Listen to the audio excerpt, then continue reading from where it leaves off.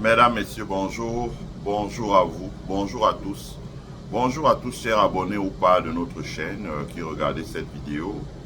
Je suis Élisée Yonta, analyste financier, économiste et enseignant de finance. Et je fais une présentation où je vous entretiens sur l'inauguration du mausolée de Thomas Sankara et de ses 12 compagnons. Voilà, Thomas Sankara, nous savons tous qui est. C'est une figure de l'histoire politique, comme les Nelson Mandela. Voilà. Je l'ai souvent dit et redit que l'une des raisons pour laquelle je soutiens le capitaine Ibrahim Traoré, c'est parce qu'on comprend bien l'histoire d'abord. D'une part, on comprend ce qui se passe dans le monde. C'est vrai que dans nos pays, les gens ne comprennent pas. On a mis tout en place pour les distraire, la bière, la télésérie télévisée, etc. Et le train quotidien. Donc les gens n'ont pas le temps de lire et de s'informer sur un certain nombre de choses. Et donc ils ne comprennent pas les mutations qui sont en cours dans le monde. Donc nous avons lancé une chaîne comme celle-là pour essayer d'éclairer ceux qui peuvent être intéressés à comprendre les mutations qu'il y a dans le monde. Et ces mutations, elles sont en cours. Ceux qui connaissent bien, d'ailleurs, d'abord, comme j'ai dit, soutenir l'AES, pourquoi? Parce que j'ai dit que nous étions étudiants en France. À l'occasion de la dévaluation du franc CFA, nous avions été très choqués. Donc, nous avions organisé un grand forum international où c'était au cours de ce forum. On avait invité plusieurs personnalités, dont Hervé Bouche, je crois qu'il doit être décédé aujourd'hui, paix à son âme, je crois bien. Je crois que quelqu'un m'avait dit qu'il était décédé. Il y avait Manu Dibango, il y avait le capitaine, le général ATT du Mali, il y avait Madame Henriette Dagri Diabaté, il y avait pas mal de monde, il y avait du monde. Ça avait duré une semaine et tous les jours il y avait un panel qui venait le matin, donc de 10h jusqu'à 13h à peu près. Et il y avait un panel qui venait l'après-midi de 14h jusqu'à 17h à peu près. Donc ces trois personnalités, c'est des causeries très couvertes par les médias. Et moi, donc, à la fin du panel, il y avait, il est déjà décédé aussi, oh là là, qu'est-ce que ça passe vite. Il y avait l'ambassadeur Stéphane Essel, qui était un juif qui a été évadé des camps d'Auschwitz. Il y avait l'ambassadeur Stéphane Essel et Amadi Toumani Touré qui échangeaient. Donc, je tenais le sac de Amadi Toumani Touré, d'ailleurs, qui est décédé aussi, paix à son âme. Et moi, j'ai demandé à l'ambassadeur Stéphane Essel, mais monsieur l'ambassadeur, au-delà de tout ce qui s'est dit sur l'estrade là, qu'est-ce que vous diriez à un jeune Africain aujourd'hui face à la situation qui se dessine là? Il a dit, écoutez, ce que je peux vous dire, c'est que quand vous avez une illustre personne qui sort, une personnalité qui sort et qui essaie de faire les choses différemment et qui se démarque du reste, ne le laissez pas isolé tout seul pour que le rouleau compresseur le broie. Soyez solidaire de lui, parce que quand vous êtes solidaire de lui, il peut aller loin. Et il a pris les exemples. Il s'est tapé, il a dit, regardez l'exemple de Nelson Mandela. Nelson Mandela, imaginez un seul instant qu'on l'ait abandonné, le régime de l'apartheid l'aurait broyé en prison. La raison pour laquelle il a survécu et qu'il est revenu, c'est parce qu'il y a une solidarité internationale autour de lui. En revanche, Thomas Sankara a été un peu tout seul, isolé, et le rouleau compresseur s'est abattu sur lui de la manière dont on connaît. Donc c'est avec la joie au cœur qu'on a vu aujourd'hui, d'abord que l'histoire a réhabilité Thomas Sankara. Le mémorial, ce que je n'ai cessé de dire, le mémorial, parce que j'ai vu ça aller dans tous les sens. On dit non, les vrais qui vont vraiment porter le changement, c'est seulement ceux de l'AES. Les autres là, qui arrivent, c'est les marionnettes, les Diomaye Faye. Non, ce n'est pas vrai. Ce n'est pas vrai. J'essaie d'expliquer, la politique, ça ne marche pas comme ça là. C'est vrai qu'il y a des gens qui vont un peu dans certains de nos frères, même parfois camerounais, qui vont, ou sœurs, qui vont un peu dans l'extrême. Ça ne marche pas comme ça là. Ça ne marche pas comme ça, je dis bien. Voilà. Ousmane Sonko est arrivé au pouvoir à la suite d'une lutte féroce que lui a mené les gens. Donc, Oligui Nguema est arrivé au pouvoir en prenant des risques. Imaginez que le coup d'État avait échoué. On l'aurait passé par les armes. Donc, c'est pas comme les gens pensent. Donc, c'est une nouvelle génération et qui comprend qu'il va falloir réhabiliter ce qu'on appelle le mémoire, la mémoire. Parce que le but de ceux qui vous dominent, c'est d'essayer d'effacer votre mémoire. D'effacer votre mémoire. Vous prenez le Cameroun, les Camerounais célèbrent le 1er février, mais allez regarder vraiment ce qui s'est passé le 1er février. On essaie d'effacer en mettant une fête à la place qui s'appelle la fête de la jeunesse. Les Camerounais célèbrent le 20 mai, mais allez regarder ce qui s'est passé le 20 mai par exemple. Donc, c'est ça. Et donc, quand vous avez une histoire qui est fausse, vous-même, vous ne pouvez qu'aller dans la mauvaise direction. Mais quand vous réhabilitez les gens qui ont fait l'histoire, les gens qui ont changé le cours, qui ont changé le destin d'un peuple, par leur travail, par leur prise de conviction, par leur courage, etc., il va sans dire que vous faites appel à la prospérité dans ces pays-là. Et moi, je vous fais écouter donc le bref reportage de la radio-télévision nigérienne sur l'inauguration du mausolée et puis je reviens derrière. Voilà. Capitaine Thomas Sankara et ses 12 compagnons assassinés le 15 octobre 1987 ont désormais une sépulture digne de leur rang. Le mausolée Thomas Sankara au sein du mémorial Thomas Sankara. Il est inauguré cet après-midi par le Premier ministre représentant le chef de l'État, le capitaine Ibrahim Traoré. La nation consolide une fois de plus la mémoire et les idéaux du père de la Révolution d'août 83. La cérémonie d'inauguration avec bienvenue dans ça. Au père de la Révolution burkinabé et ses 12 compagnons d'infortune, l'hommage de la nation se veut digne de leur rang de héros. 21 coups de canon, salve d'honneur à ces infortunés du 15 octobre 1987, tombés sous des balles assassines. Ce 17 mai 2025, le mausolée Thomas Sankara voit le jour. Et il se veut une sépulture honorable pour des visages de la lutte anti-impérialiste, pour des combattants de la dignité, de la liberté, pour d'intrépides patriotes soucieux du devenir de leur peuple.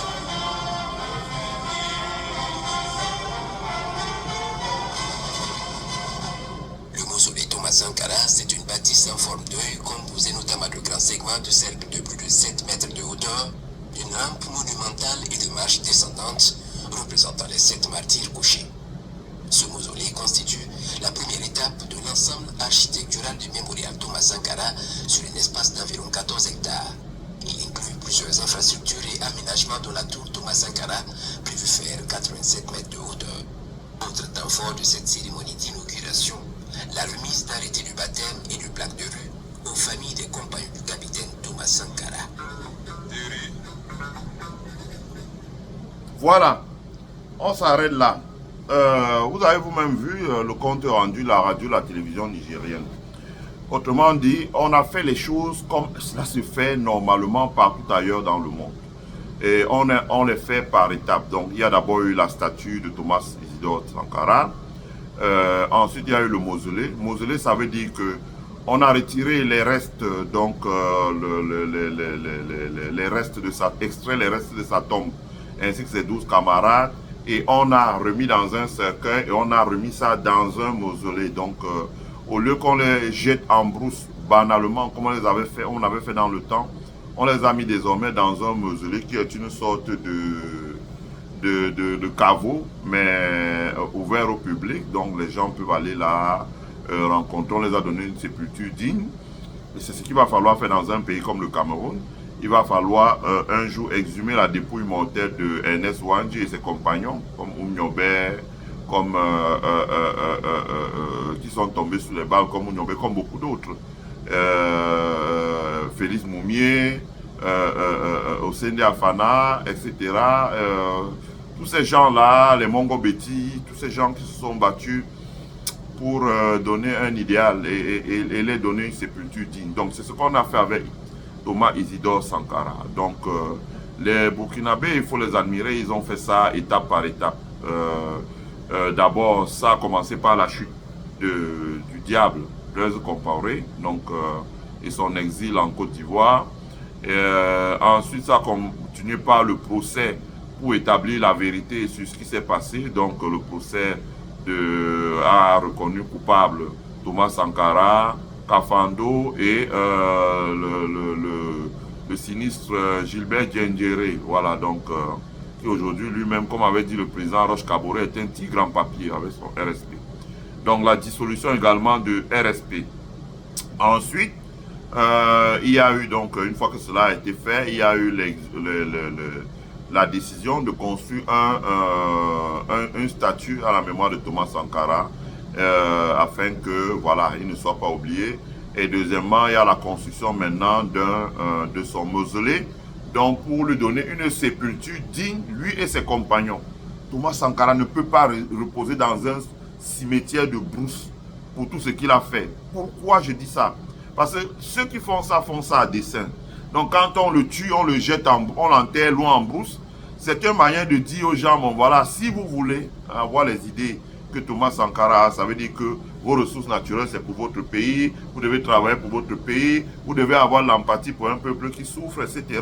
Alors vous finirez comme ça. Mais le fait d'exhumer Thomas Sankara maintenant, de le rendre, de l'honorer et de lui donner une sépulture digne, ça permet de dire aux gens, c'est la voie à suivre. Même si vous tombez, même dans 20, dans 30 ans, même dans un siècle, l'histoire va vous réhabiliter. Voilà.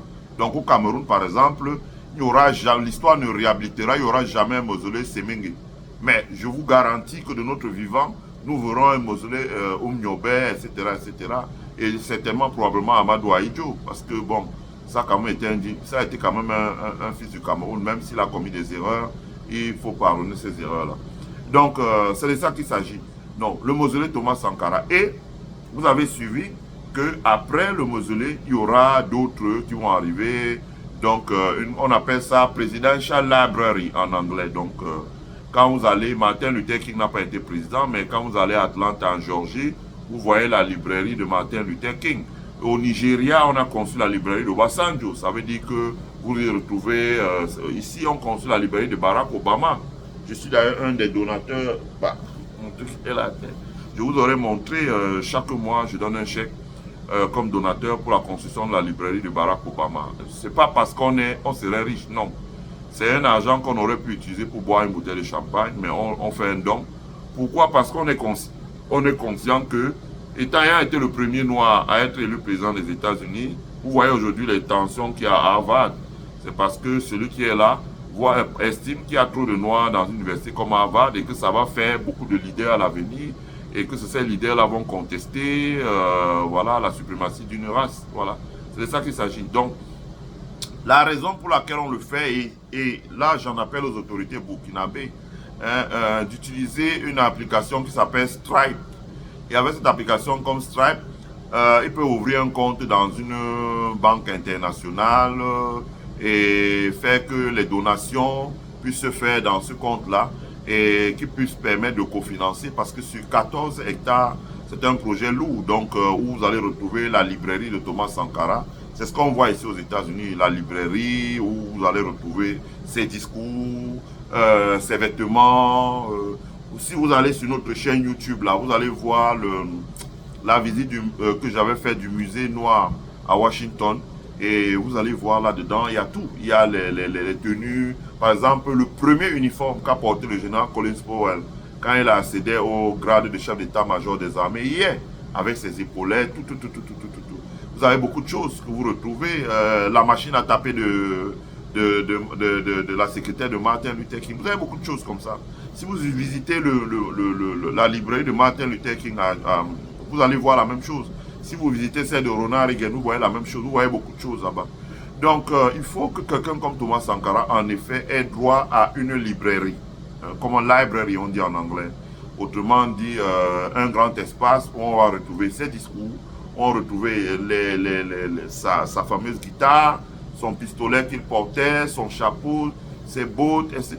Donc, ces objets, tous les objets que Thomas Sankara a utilisés doivent être mis là.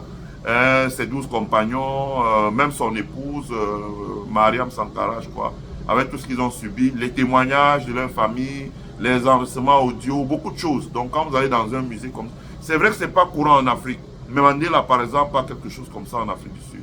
Donc, nous devons faire ça. C'est un grand projet. Et je pense que pour démontrer l'importance du projet, Ousmane Sonko, Premier ministre du Sénégal, mais qui en réalité est le leader et la figure politique qui a retourné le système au Sénégal, a fait le déplacement de Ouagadougou au Burkina Faso pour rendre hommage à la mémoire du capitaine Thomas Sankara. Le Tchad également, via son premier ministre, a fait le déplacement du Burkina Faso pour rendre hommage au capitaine Thomas Sankara. On se souvient que le président du Tchad, Mahamat Idriss Déby, avait déjà signé le livre d'or, sur le mausolée de Thomas Sankara. Et enfin, je voudrais, et donc les autres pays, le général Toumba pour le Niger, je crois le chef d'état-major, le chef de ministre de la Défense pour le Mali, je crois, étaient tous aussi présents à Dakar, à Ouagadougou, pour l'inauguration de ce mausolée de Thomas Sankara. C'est important. Nous devons réhabiliter. Je dis que c'est quand même grave. Et j'ai oublié une autre étape. C'est le fait qu'on a, sous décret du président Ibrahim Traoré, on a baptisé les rues de Ouagadougou. Donc on a baptisé les rues de Ouagadougou. Les rues de Ouagadougou ont été baptisées comme étant, voilà, des rues où il y a de noms de ces personnes qui sont tombées. C'est quand même grave. Prenez un pays comme le Cameroun. Vous arrivez en plein centre de Douala, vous avez la statue du soldat inconnu, un blanc. Vous arrivez en plein centre de Douala, donc quartier Bonandio, vous avez la statue du général Leclerc. Vous avez les rues. Et dans le même pays là, quand on est venu installer la statue de Oumniobé, les gens ont détruit la statue de Oumniobé en disant non, allez faire ça chez vous les Bassa. Vous voyez? Ça vous montre le degré d'asservissement d'un peuple, des élites d'un peuple. Ça vous montre le degré d'asservissement. Celui qui chasse, qui vient, les chefs traditionnels qui viennent détruire la statue de Oumniobé ne savent pas un seul instant que s'ils peuvent marcher, au moins dans un pays, être un peu des hommes libres, qu'on ne les arrête pas pour aller faire cultiver les champs, c'est parce que des gens comme les Oumniobé ont donné leur vie. Donc, le meilleur moyen, c'est de baptiser, de donner le nom des rues de ces personnes. Donc, ce qui a été fait dans la ville de Ouagadougou, qui sera fait dans les autres villes comme Bobo Dioulasso et qui devrait être fait au-delà des rues, même pour les édifices publics. Dans les lycées, moi je vois, vous voyez ici aux États-Unis, je suis enseignant, vous voyez dans les universités, les salles de cours portent un nom quand même. Nous-mêmes quand on a étudié en France, on disait Amphi Garnier, Amphi Robert ceci, Amphi, etc. Les amphis, les rues, les ronds-points, les carrefours, les bâtiments publics, tout ça porte le nom des personnes. Même des bâtiments privés. Vous arrivez même dans un établissement privé, des universités privées aux États-Unis, vous voyez les salles de cours portent le nom des gens. Ça permet qu'on ne les oublie pas. Parce que quand vous arrivez parfois, vous demandez où is that person. Aujourd'hui, vous ne demandez plus parce qu'il y a Google. Donc, vous tapez sur Google, vous essayez de voir ce qu'il y a sur Wikipédia sur le nom de la personne. Donc, c'est important que Thomas Sankara ait été réhabilité comme il se doit. Et moi, j'ai salué la présence à ces obsèques de Ousmane Sonko, du Premier ministre tchadien et d'autres. Voilà ce que j'avais à dire. En gros, l'essentiel est dit. Et je pense que le projet de librairie de Thomas Sankara, il faudrait que le gouvernement burkinabé mette en place une solution pour que les gens puissent contribuer dans la diaspora à distance. Quand même, eux-mêmes, quand ils voient les gens qui sont sortis marcher dans le monde, là, plus de 100 000 personnes, s'ils mettaient en place un système comme ça et que par an, les gens donnent 100 $, même si c'est le dixième de ces personnes qui donnent, ça ferait $1 million. 5 millions de dollars, ça pourrait alléger les fonds. Et voilà, donc c'est important. Enfin, je voudrais chuter par là. En termes de tourisme, ça va être quelque chose de très important parce que quand ils auront construit la librairie, donc il y a derrière la statue, le mausolée, et quand ils auront construit la librairie, avec tout ça, ça va être un endroit chargé d'histoire et de mémoire que beaucoup d'Africains viendront visiter. Les gens partiront même de la diaspora pour aller faire un séjour à Ouagadougou et visiter le mausolée, la librairie de Thomas Sankara avec les photos, etc. Sur 14 hectares, c'est grand. Hein? Je dis quand vous allez ici à Washington, vous voyez, quand je vais à Washington, même si je suis là pour, je sais pas moi, pour une semaine, je vous jure que je consacre au moins 4 jours. Si une semaine à 7 jours, je consacre au moins 3 jours. Ça veut dire que je vais consacrer au moins le jeudi, le vendredi, le samedi pour aller visiter les musées. Parce qu'il y a tellement de musées. Pareil ici à Chicago, le temps, moi je le consacre à la visite des musées. Musée de la science, musée des civilisations noires, etc., etc. On va dans ces musées, on regarde ce qu'il y a là à l'intérieur, on fait des photos. C'est là que vous retrouvez vraiment beaucoup de choses. Les gens ne perdent pas leur histoire comme ça. Là, voilà. En termes de tourisme, ça va être quelque chose d'important. Ça va augmenter le nombre de personnes qui arrivent, donc des chambres dans les hôtels, de restaurants, etc., etc. En termes de souris, donc Thomas Sankara, même bien que décédé, va encore contribuer, voilà, au développement de son pays, voilà, parce que le pays a choisi de réhabiliter sa mémoire.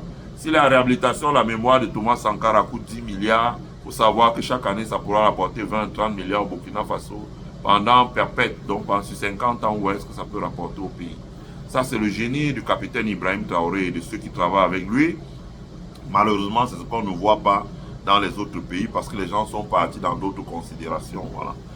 Je m'arrête ici là. Je remercie tous ceux qui ont suivi cette vidéo. Je vous prie de la partager, de partager sur votre mur, de partager sur, dans vos groupes, mais également de mettre un like sur la vidéo pour que YouTube puisse la recommander au maximum de personnes. Et puis participer au développement de notre chaîne si vous le pouvez, car ici le meilleur reste à venir. Bye.